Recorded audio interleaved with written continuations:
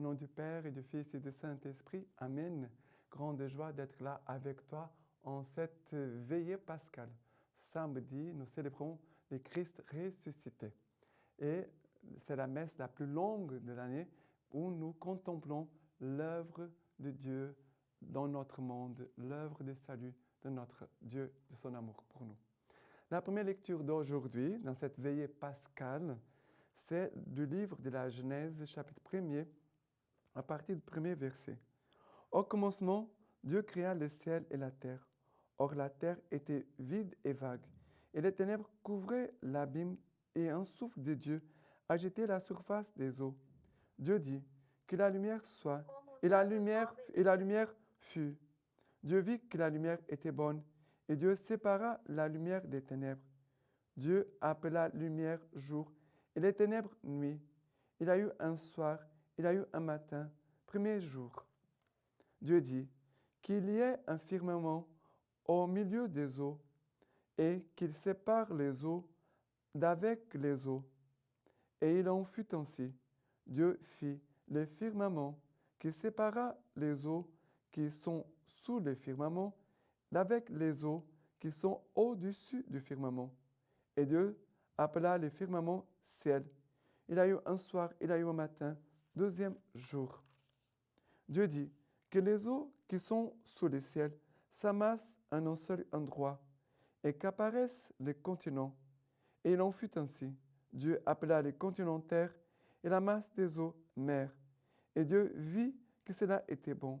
Dieu dit que la terre verdisse de verdure, des herbes portant semences et des arbres fruitiers, donnant sur la terre, selon leur espèce, des fruits contenant leurs semences. Il en fut ainsi. La terre produisit de la verdure, des herbes portant semences selon leur espèce, des arbres donnant semences selon leur espèce, des fruits contenant leurs semences. Et Dieu vit que cela était bon. Il y a eu un soir, il y a eu un matin, troisième jour. Dieu dit qu'il y ait des luminaires au firmament du ciel pour séparer le jour et la nuit, qui servent de signes tant pour les fêtes que pour les jours et les années, qu'ils soient des luminaires au firmament du ciel pour éclairer la terre.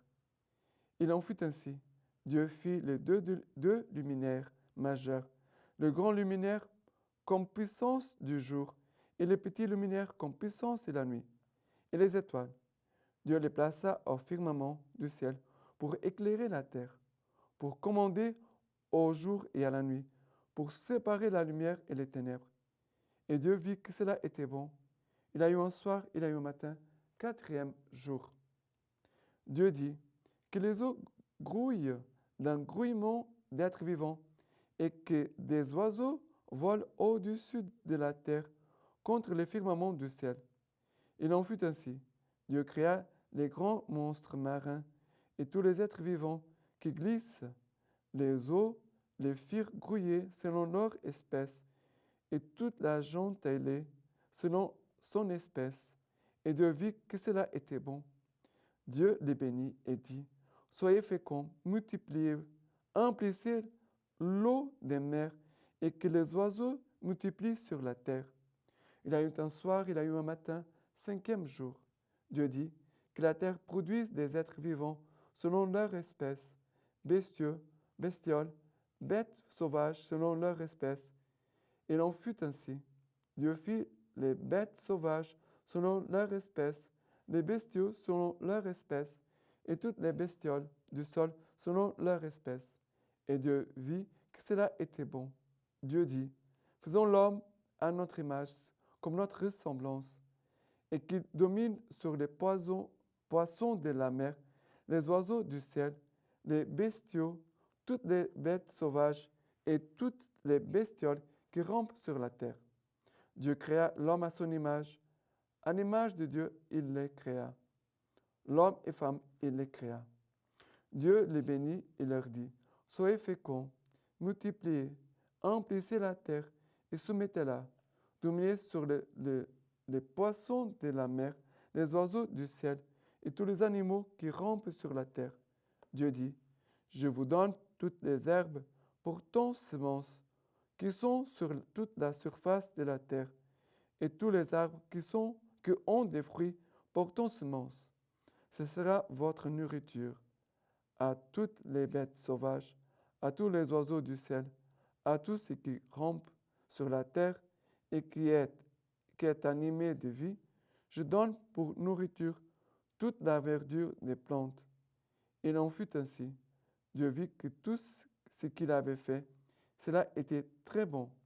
Il a eu un soir, il a eu un matin, 6e jour. Ainsi furent achevés le ciel et la terre, avec toute leur armée.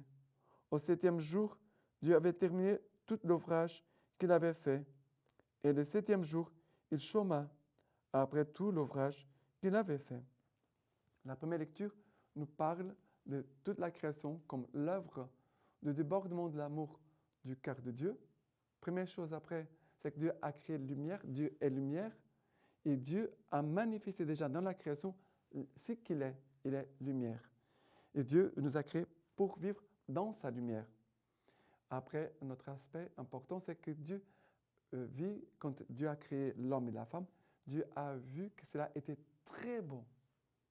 Mais nous voyons ici, voilà, l'œuvre de création, mais que Dieu dit que le 7e jour, Dieu se reposa.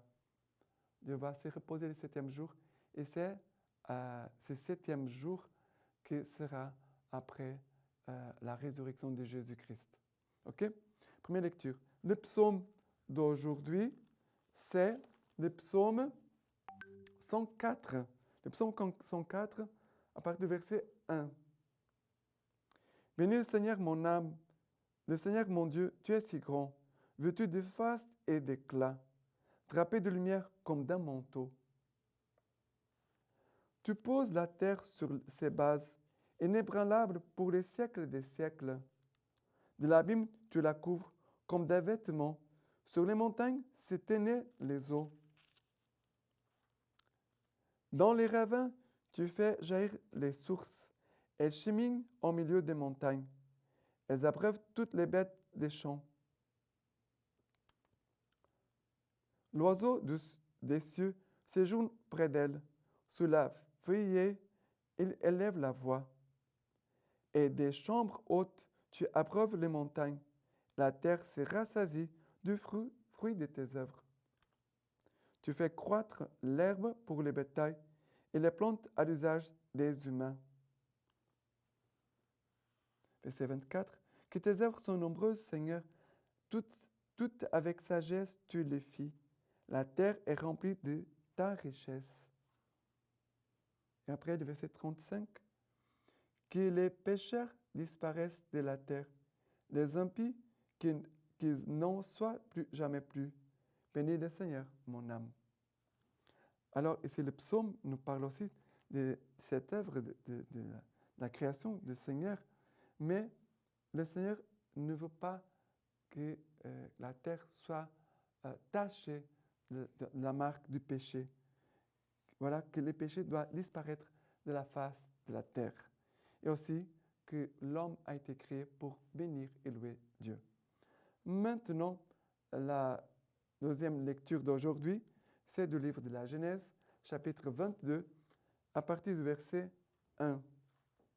Après ces événements, il arriva que Dieu éprouva Abraham et lui dit, « Abraham, il répondit, « Mais voici, Dieu dit, « Prends ton fils, ton unique, que tu chéris, Isaac, et va-t'en au pays de Moria, et là tu l'offriras en holocauste sur une montagne que je t'indiquerai. » Abraham se leva tôt, sella son âne et prit avec lui 2 de ses serviteurs et son fils Isaac.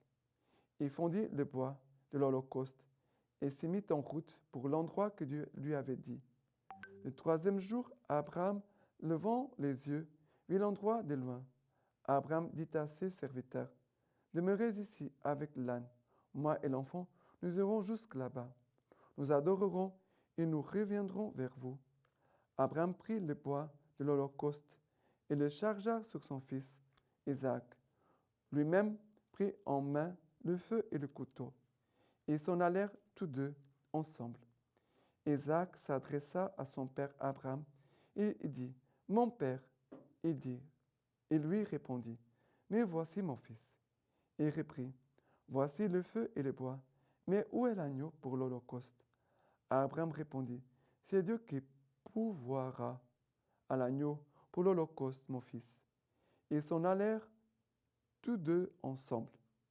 Quand ils furent arrivés à l'endroit que Dieu lui avait indiqué, Abraham éleva l'autel et disposa les bois. Puis il lia son fils Isaac et le mit sur l'autel, par-dessus le bois. Abraham étendit la main et saisit le couteau pour immoler son fils. Mais l'ange du Seigneur l'appela du ciel et dit, Abraham, Abraham. Il répondit, mais voici. L'ange dit, n'étends pas la main contre l'enfant, ne lui fais aucun mal. Je sais maintenant que tu crains Dieu. Tu ne m'as pas refusé ton fils, ton unique. Abraham leva les yeux et vit un bélier qui s'était pris par les cornes dans un buisson. Et Abraham alla prendre le bélier et l'offrit en holocauste à la place de son fils. À ces lieux, Abraham donna le nom de le Seigneur pourvoit, en sorte qu'il dit aujourd'hui, sur la montagne du Seigneur apparaît. L'ange du Seigneur appela une seconde fois Abraham du ciel et dit, je jure par moi-même, parole du Seigneur, parce que tu as fait cela, que tu ne m'as pas refusé ton fils, ton unique. Je te comblerai des bénédictions. Je rendrai ta postérité aussi nombreuse que les étoiles du ciel et que le sable qui est sur le bord de la mer. Et ta postérité conquérera la porte de ses ennemis. Par ta postérité se béniront toutes les nations de la terre, parce que tu m'as obéi. Abraham revint vers ses serviteurs et ils se mirent en route ensemble pour Bersabée. Abraham résida à Bersabée. Alors, après la création, nous savons qu'il a les péchés qui vont entrer aussi dans le monde à cause de la désobéissance d'Adam et Ève. Mais tout de suite après, le Seigneur déjà parle ici du sacrifice d'Isaac, que en fait, ce n'est pas Isaac va être sacrifié, c'est un agneau, un bélier qui va être sacrifié, qui c'est déjà une figure de ce que sera Jésus sur la croix. Jésus va prendre notre place pour s'offrir en holocauste, en sacrifice au Père, pour nous racheter de nos péchés. Maintenant, le psaume d'aujourd'hui, c'est le psaume 16, qui nous dit ceci. Ne prête pas son argent à l'enterrer, n'accepte rien pour nuire à l'innocent, qui fait ainsi jamais ne chancellera.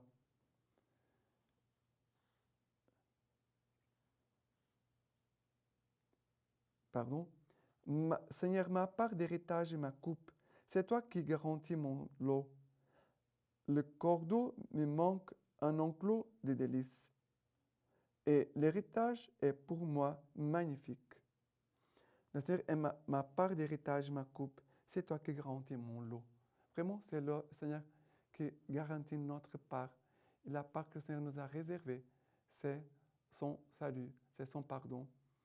Le Seigneur vraiment a pris notre place sur la croix. Et le Seigneur nous donne en héritage son pardon, la vie éternelle. Ça veut dire nous recevons à nouveau notre dignité d'enfant du Père. Maintenant, la troisième lecture d'aujourd'hui, c'est Exode chapitre 14 à partir du verset 15. Nous dit ceci. Le Seigneur dit à Moïse, « Pourquoi cries-tu vers moi? Dis aux Israélites de repartir. Toi, lève ton bâton et tends la main sur la mer et fends-la, que les Israélites puissent pénétrer à pied sec au milieu de la mer. Moi, j'endurcirai le cœur des Égyptiens. Ils pénétreront à leur suite et je me glorifierai aux dépens du Pharaon, de toute son armée, de ses chars et de ses cavaliers. Les Égyptiens sauront que je suis le Seigneur quand je me serai glorifié aux dépens du Pharaon. de ses chars et de ses cavaliers. L'ange de Dieu qui marchait en avant du camp d'Israël se déplaça et marcha derrière eux, et la colonne de nuée se déplaça de devant eux et se tint derrière eux, et vint entre le camp des Égyptiens et le camp d'Israël. Il y a eu la nuée et la ténèbre, et elle illuminait la nuit. L'un ne pouvait s'approcher de l'autre de toute la nuit. Moïse étendit la main sur la mer, et le Seigneur refoula la mer toute la nuit par un vent fort d'est, et la mit à sec, et toutes les eaux se fondirent. Les Israélites pénétrèrent à pied sec au milieu de la mer, et les eaux leur formaient une muraille à droite et à gauche. Les Égyptiens les poursuivirent, et tous les chevaux de Pharaon, ses chars et ses cavaliers pénétrèrent à leur suite au milieu de la mer. À la veille du matin, le Seigneur regarda de la colonne de feu et de nuée vers le camp des Égyptiens et jeta la confusion dans le camp des Égyptiens. Il enraya les rues de leurs chars qui n'avançaient plus qu'à grande peine. Les Égyptiens dirent: Fuyons devant le Seigneur, car Dieu combat avec eux contre les Égyptiens.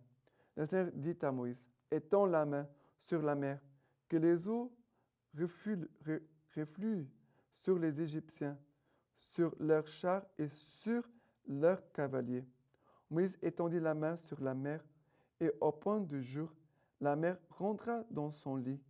Les Égyptiens, en fuyant, la rencontrèrent, et le Seigneur culbuta les Égyptiens au milieu de la mer.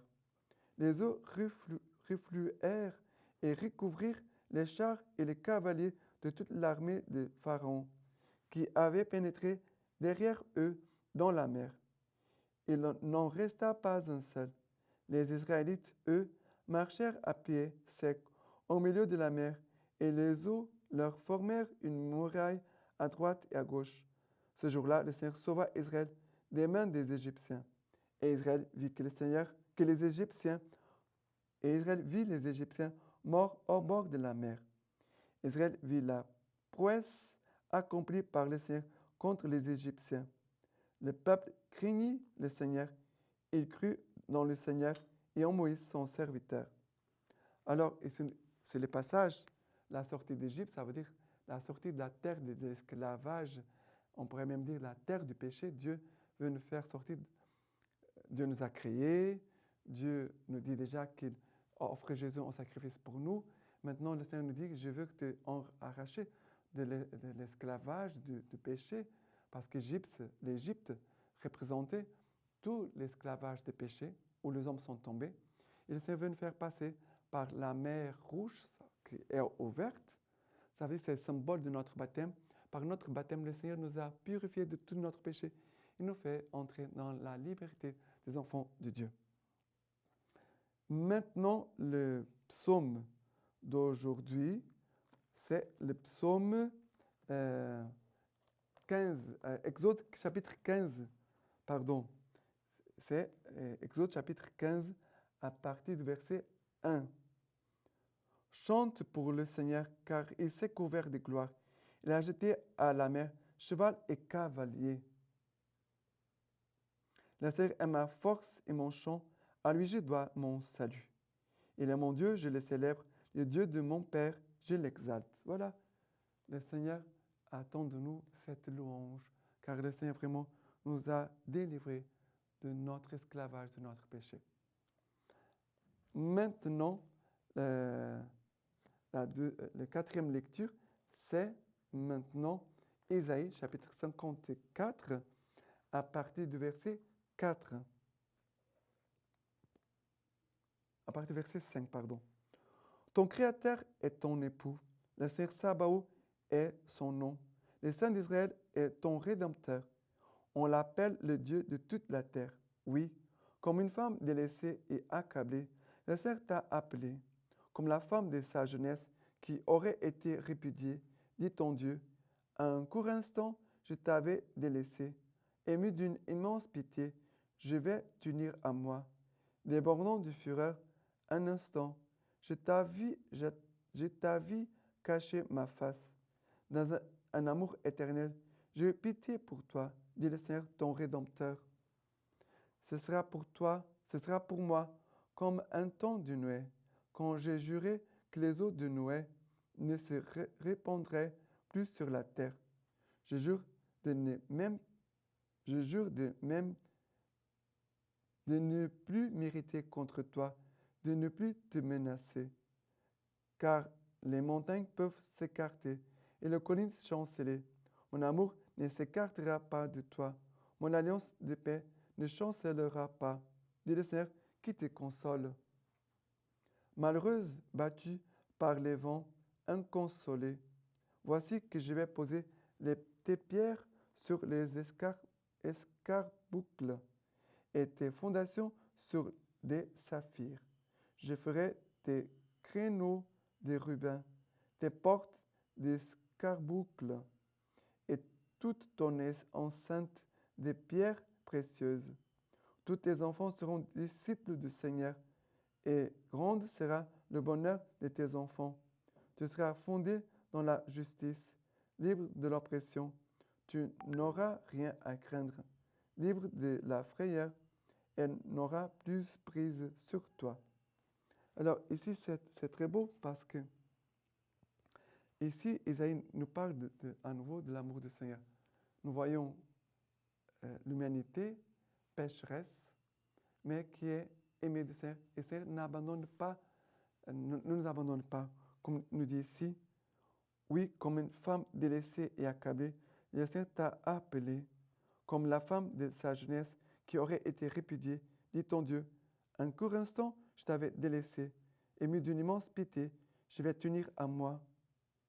D'un amour éternel, j'ai pitié pour toi, je vais faire ton Rédempteur. Alors, le Seigneur a établi une alliance avec nous et le Seigneur est fidèle à son alliance.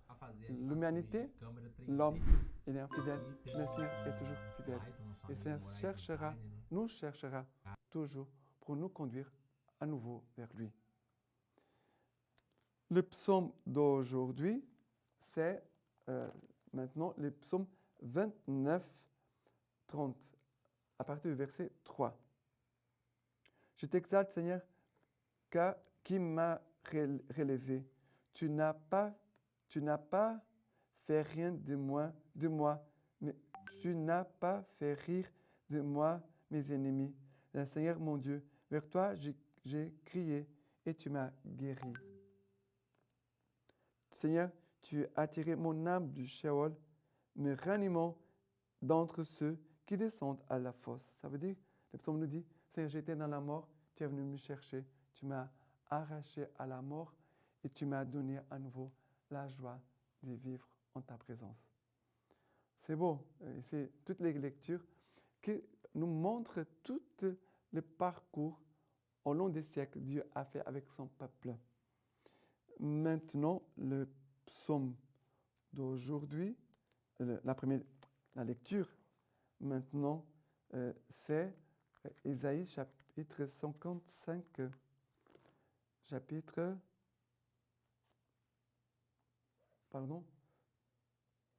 Maintenant, Ésaïe 55.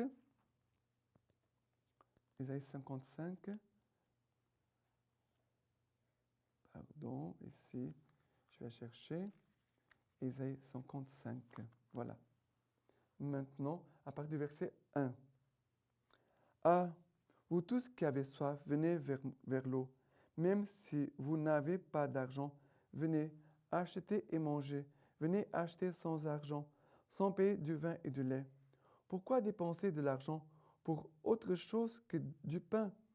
Et ce que vous avez gagné pour ceux qui ne se rassasient pas. Écoutez-moi et mangez ce qui est bon. C'est beau. Vous vous délecterez de mes succulents. Prêtez l'oreille et venez vers moi. Écoutez et vous vivrez. Je conclurai avec vous une alliance éternelle.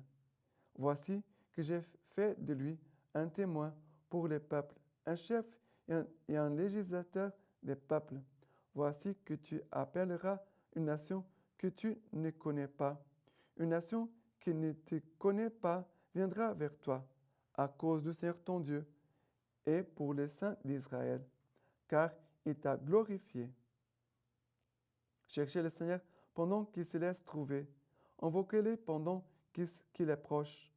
Que le méchant abandonne sa voie et l'homme criminel ses pensées.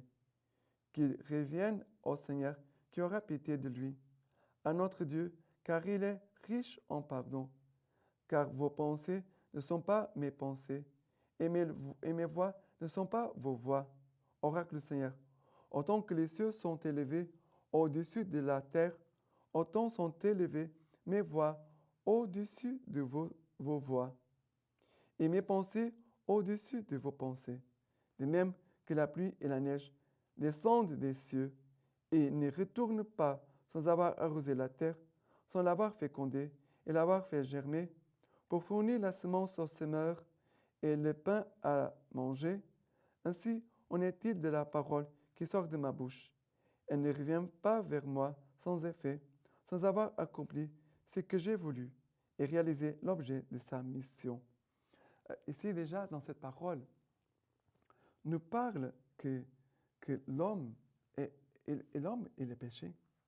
Et il est plein de péchés. Nous avons beaucoup de péchés. Mais il dit, il dit, que le méchant abandonne sa voie et l'homme criminel ses pensées, qu'il revienne au Seigneur qui aura pitié de lui. Le Seigneur sans cesse nous appelle à revenir à lui. Ici sont les prophètes. Nous sommes dans l'Ancien Testament.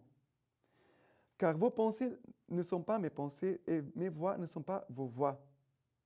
Et après, voilà, le Seigneur qui nous attire à lui pour nous convertir. Parce que l'homme, pendant son chemin, il s'approche de Dieu et s'éloigne de Dieu. Voilà, c'est comme nous aujourd'hui. Parfois on s'approche de Dieu, parfois on s'éloigne. Mais le Seigneur, sans cesse, veut nous attirer à lui. Et après, il parle ainsi comme la pluie descend du ciel pour arroser la terre, ainsi ma parole ne revient pas vers moi sans avoir accompli sa mission, sans avoir réalisé l'objet de sa mission. Ici, déjà une préfiguration de l'incarnation de Jésus-Christ. Jésus qui est la parole éternelle du Père, qu'un jour il viendra sur cette terre pour accomplir sa mission et un jour va revenir au Père après la résurrection. Jésus va revenir au Père, mais Jésus ne revient pas au Père de la même façon parce que Jésus vient vraiment accomplir son œuvre de salut dans notre vie. Et maintenant, le psaume d'aujourd'hui, c'est le psaume Ésaïe chapitre 12, à partir du verset 2. Voici les dieux de mon salut. J'aurai confiance et je ne tremblerai plus, car ma force et mon chant, c'est le Seigneur. Il a été mon salut. Et après, louez le Seigneur, invoquez son nom, annoncez au peuple ses hauts faits, rappelez que son nom est sublime. Chantez le Seigneur, car il a fait de grandes choses.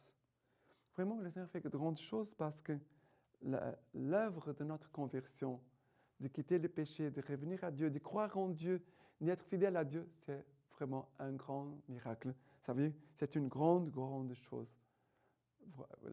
On pourrait dire que les deux plus grands miracles, c'est Jésus dans l'Eucharistie, la présence de Jésus qui descend du ciel, qui vient sur la terre, qui est là dans l'autel pour entrer en nous, pour venir dans notre terre. Voilà, c'est l'œuvre de Jésus, de sa parole en nous, mais en même temps aussi notre conversion. Quelqu'un qui ne suit pas le Christ, qui ne croit pas en Jésus-Christ, et d'un coup, il commence à croire et vraiment à suivre Jésus de tout son cœur, de toute son âme. Voilà l'œuvre de salut dans notre vie. OK? Maintenant, la prochaine lecture, c'est la 6e lecture, c'est Baruch, chapitre 3, à partir du verset 9. Nous dit ceci. Écoutez, Israël, les préceptes de vie, tends l'oreille pour connaître la science. Pourquoi, Israël, pourquoi es-tu au pays de tes ennemis, veillissant en terre étrangère, touchant avec les morts, compté parmi ceux qui vont au Sheol? C'est que tu abandonnas la source de la sagesse. Si tu avais marché dans la voie de Dieu, Tu habiterais dans la paix pour toujours. Apprends où est la science, où est la force, où est l'intelligence, pour connaître aussi où est la longueur des jours et la vie, où est la lumière des yeux et la paix. Mais qui a découvert son lieu, qui a pénétré en ses trésors? Après le verset 32. Mais celui qui sait tout la connaît et la scruté par son intelligence. Lui qui pour l'éternité a disposé la terre et l'a emplie de bétail. Lui qui envoie la lumière et elle part, qui la rappelle et elle obéit en tremblant. Ces toits brillent à leur poste joyeuse. Les appelle-t-il? Elles répondent, nous voici. Elles brillent avec joie pour leur. C'est lui qui est notre Dieu. Aucun autre ne lui est comparable. Il a creusé la voie entière de la connaissance et l'a montré à Jacob son serviteur, à Israël son bien-aimé. Puis elle est apparue sur terre et elle a vécu parmi les hommes. Elle est le livre des préceptes de Dieu, la loi qui subsiste éternellement. Quiconque la garde vivra, quiconque l'abandonne mourra. Reviens Jacob, saisis-la, marche vers la splendeur à sa lumière. Ne cède pas à autrui ta gloire, à un peuple étranger tes privilèges. Heureux sommes-nous, Israël, ce qui plaît à Dieu nous fut révélé.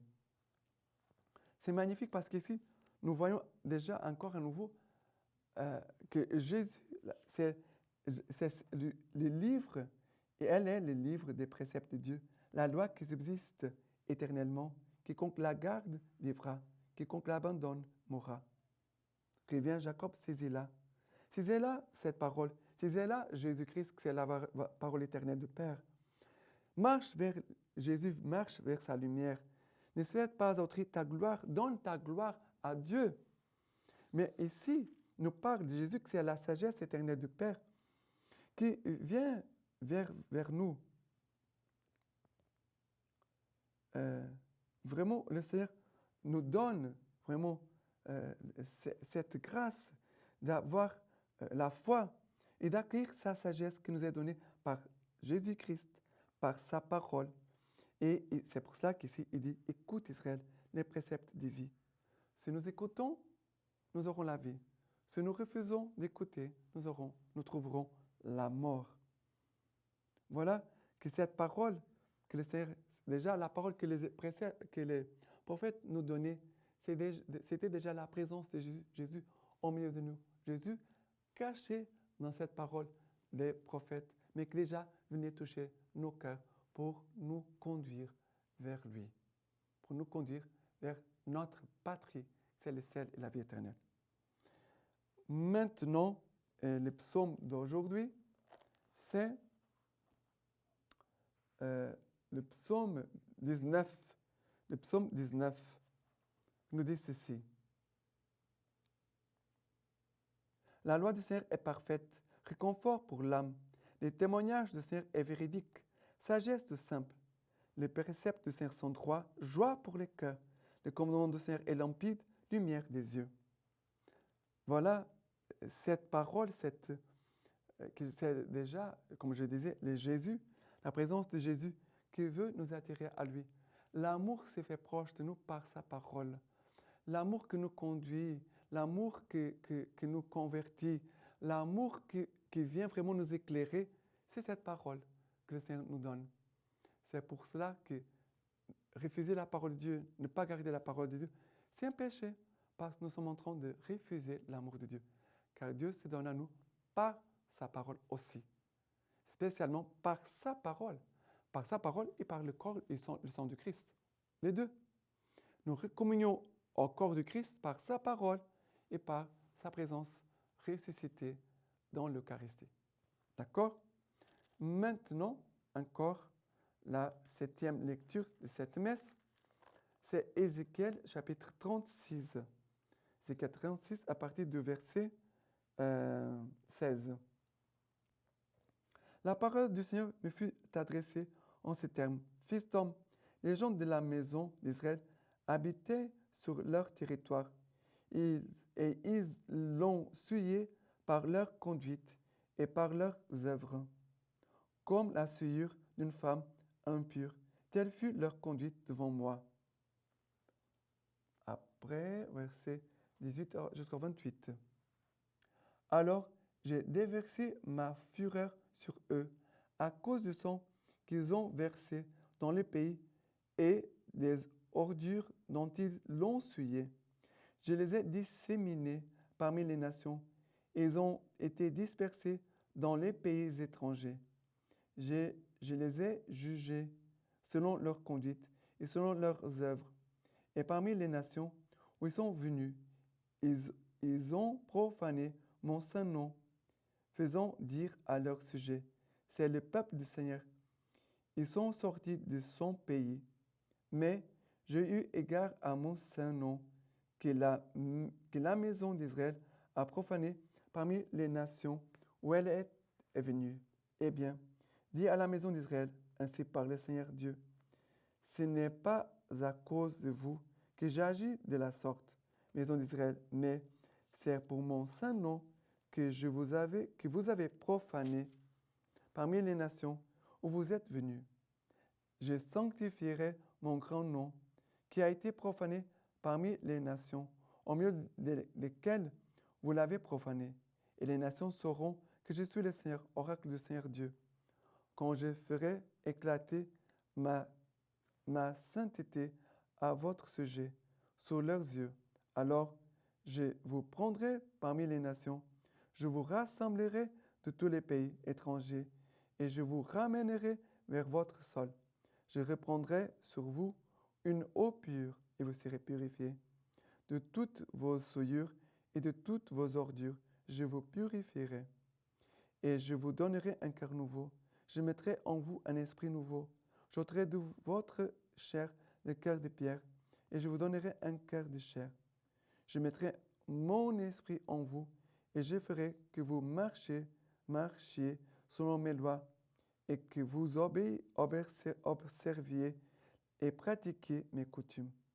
Vous habiterez les pays que j'ai donnés à vos pères. Vous serez mon peuple, et moi, je serai votre Dieu.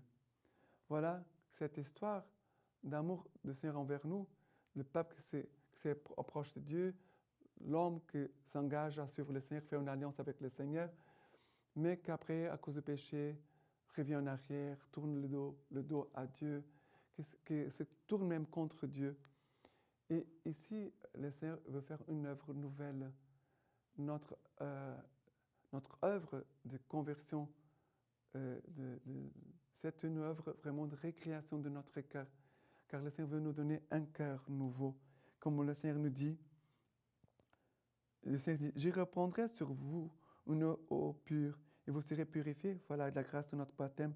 De toutes vos souillures, de toutes vos ordures, je vous purifierai. C'est vrai que nous avons été purifiés par l'eau de notre baptême, mais hélas, nous avons sali à nouveau notre veste baptismale. C'est pour cela qu'on a besoin de se confesser. Je vous donnerai un cœur nouveau. Je mettrai en vous un esprit nouveau.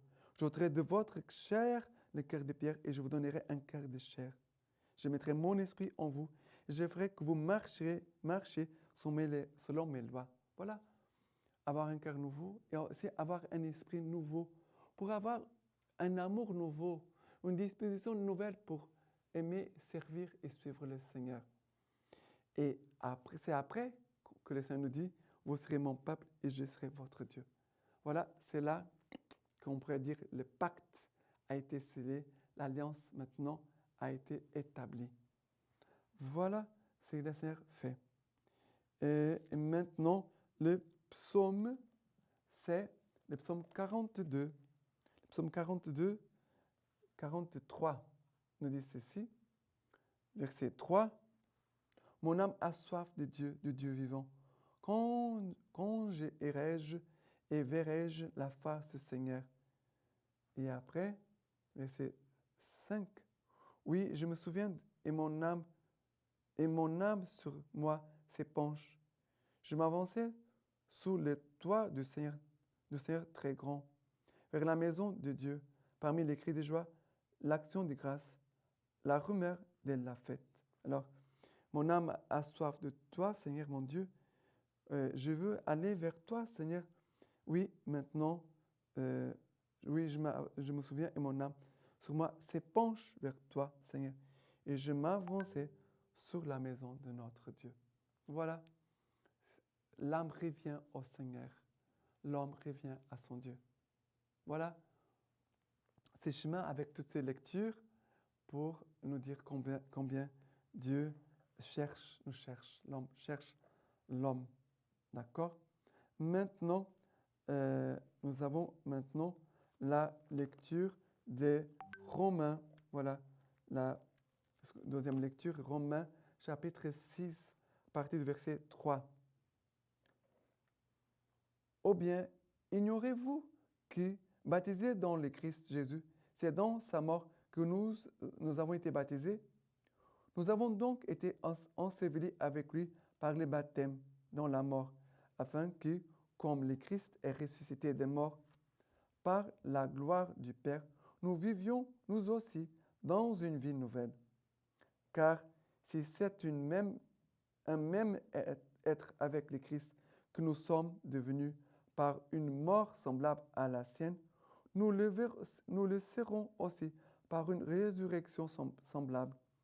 Comprenons-le, notre vieil homme a été crucifié avec lui pour que fût réduite à l'impuissance ses corps de péché, afin que nous cessions d'être asservis au péché, car celui qui est mort est affranchi du péché.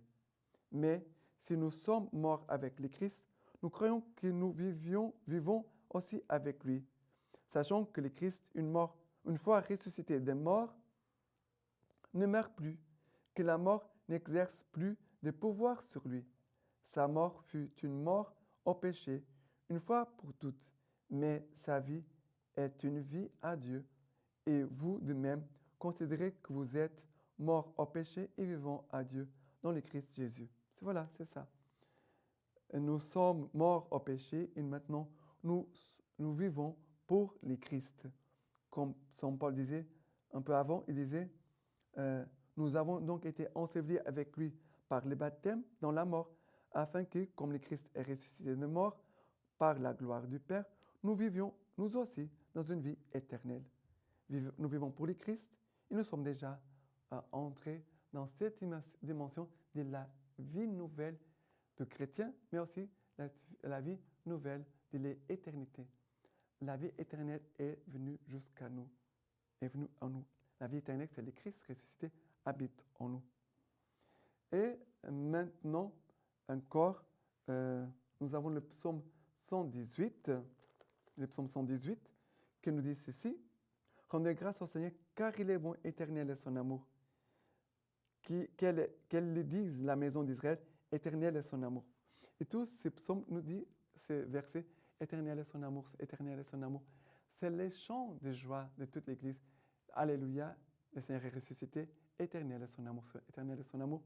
Et comme son amour est éternel, l'homme peut toujours s'ouvrir à nouveau à la grâce. Et la grâce nous sera toujours donnée parce que Dieu veut notre salut, ne veut pas la mort du péché. Le Seigneur veut notre repentir et que nous vraiment nous tournions vers lui et que nous puissions accueillir son amour, sa grâce, sa force en nous. Et maintenant, l'évangile, c'est Matthieu chapitre 28, Matthieu chapitre 28, à partir du verset 1. Après le jour du sabbat, comme le premier jour de la semaine commençait à poindre, Marie de Magdala et l'autre Marie vinrent visiter le sépulcre. Et voilà qu'il se fit un grand tremblement de terre. L'ange du Seigneur descendit du ciel et vint rouler la pierre sur laquelle il s'assit. Il avait l'aspect de l'éclair, et sa robe était blanche comme neige. À sa vue, les gardes tressaillirent d'effroi et devinrent comme morts. Mais l'ange prit la parole et dit aux femmes, ne craignez point, vous. Je sais bien que vous cherchez Jésus le crucifié. Il n'est pas ici, car il est ressuscité, comme il l'avait dit. Venez voir les lieux où il gisait. Et vite allez dire à ses disciples, il est ressuscité d'entre les morts. Et voilà qu'il vous précède en Galilée. C'est là que vous le verrez. Voilà, je vous l'ai dit. Quittant vite le tombeau, tout ému et plein de joie, elles coururent porter la nouvelle à ses disciples. Et voici que Jésus vint à leur rencontre. Je vous salue, dit-il. Et elle de s'approcher et d'étendre ses pieds en se prosternant devant lui. Alors Jésus leur dit, ne craignez point, allez annoncer à mes frères qu'ils doivent partir pour la Galilée, et là, ils me verront. Ici, c'est Jésus ressuscité qui se manifeste aux femmes quand elles vont au tombeau le lendemain, le matin très tôt. Mais Jésus aussi qui se manifeste à nous, son Église. Ces femmes représentent l'Église. Jésus vivant il veut se manifester à toute son Église, à tous ses enfants, à tous ses fidèles. Et aussi, Jésus nous dit, je te précède. Jésus ressuscité marche toujours devant nous. C'est pour cela que notre vie spirituelle, c'est une course pour suivre Jésus. Et en même temps, nous avons une mission. Allez dire à mes frères, Jésus dit, ne craignez point, ça veut dire ayez la foi. Allez annoncer mes frères qui doivent partir pour la Galilée, là ils me verront. Voilà une mission. Notre mission, c'est de dire, voilà que Jésus est présent. Il est présent dans ton chemin. Tu vas le rencontrer. C'est sûr. Si tu ne le vois pas aujourd'hui, tu vas le voir un jour. Voilà toutes les lectures de la Vigile pascale. Je te souhaite une joyeuse et sainte Pâques. Et alléluia, le Christ est ressuscité. Maintenant, je vous laisse la bénédiction par les mains toutes pures, la Vierge Marie. Dieu Tout-Puissant vous bénisse et vous garde, le Père, le Fils et le Saint-Esprit. Amen.